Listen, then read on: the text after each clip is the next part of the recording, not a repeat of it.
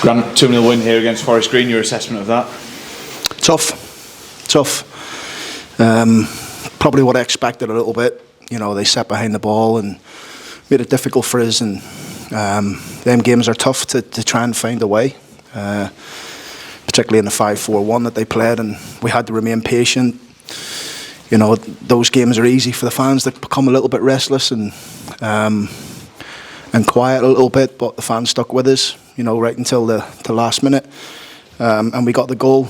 A little bit of good quality from Luke in the second half. I felt in the first half we got into some good areas, probably just didn't move the ball as quick as I'd like. We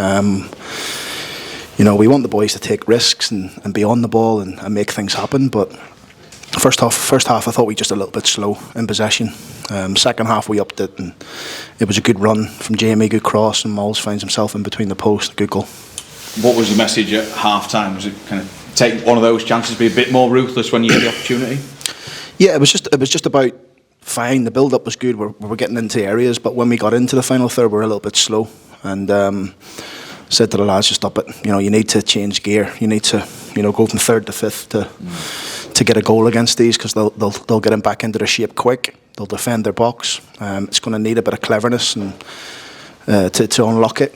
And fortunately, we got that. They did kind of sit in that low block without ever really threatening you. Did you get the sense that they weren't ever going to test your goalkeeper?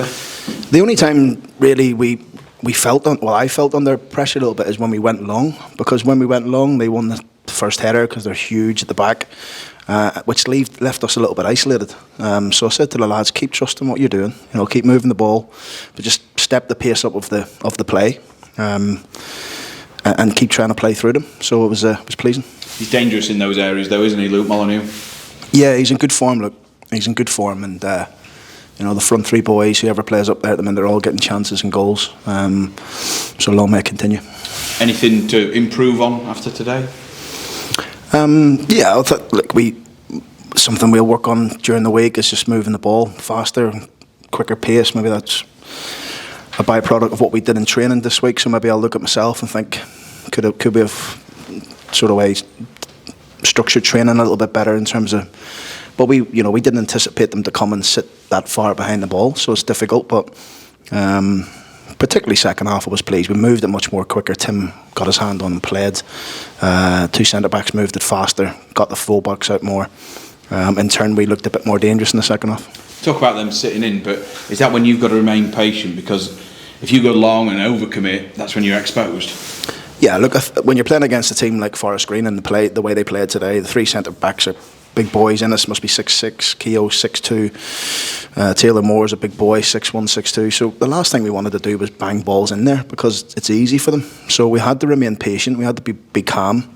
But like I say, the message at half time is just to tee up the ante. Let's make it a bit quicker in terms of our passing. Clean sheet, always nice to have. Yeah, we felt really good. I was pleased with that. We probably haven't had enough of them this season, but what's pleasing is today we've got one. We stuck to our task, and we had a chance to freshen the team up a little bit as well, and get some of the lads on from the bench who've been waiting for their opportunity. It's now 1 defeat in 10. It's the run that just keeps rolling on, doesn't it? I mean, you're looking in good nick. Yeah, we just want to carry on game after game now and see where we go to the end of the season. We've a very tough game next week at Crawley. So we'll prepare the boys the best we can and see if we can go and win that one. No Jack Senior today. What's the reason for that? Jack's just got a little bit of fatigue from last week, and when I say fatigue, we've just precautionary left him this week. We had to get him back in the team, obviously with James Maxwell missing last week. So Jack may be one we just monitor now to the end of the season, and get him a good pre-season and things like that, and get him back. He's had little problems with his hamstrings for a while now, so I think for us really, if Jack can get back this season and be ready, then great. If not, then we'll see. We'll probably just try and get him in a good place for next year. So is it potentially season over for him then? No. I mean, it's not. He's got a slight strain in his hamstring, similar to he had the last time, which kept him out for about a week. But what we don't want to do now is rush him back again.